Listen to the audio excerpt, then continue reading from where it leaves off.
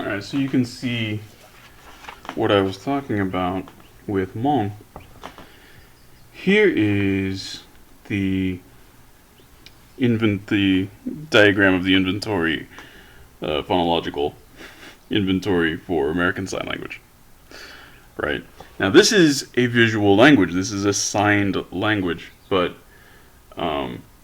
if you actually pay attention to people who sign, that's their native language, that's the language that they use, they've probably been deaf from birth or from very early childhood, and they never learned to, they never heard language spoken, they never learned to speak, to vocalize English. There are some vocalizations that are naturally a component of sign languages. And in ASL, this is basically how the phonology breaks down. So this is just a tiny sliver of what you would get in a spoken language, because these are all visible. You can see these. You can see these sounds when they're made. And if you're a hearing person, you can also hear them. But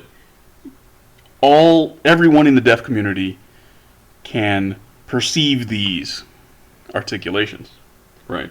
So we've got, out front, we've got the labials, like a p or a b and a w kind of a sound.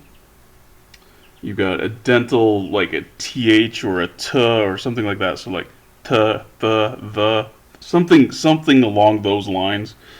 And then your front vowels, or the A might be more of like a low central vowel, but it's really obvious because it's a low vowel. Your mouth is very widely open, so it's ah or ah, something like that. The position of the tongue is pretty irrelevant because the most visual component of that is the aperture of the mouth, right? But you're not getting back vowels, right? And we're actually not getting roundedness because that's over here, that's captured in this one. So we're not going to be able to combine these because how would you tell? We could just be holding a woo with a rounded mouth, and you can't tell if I'm making a vowel sound or not.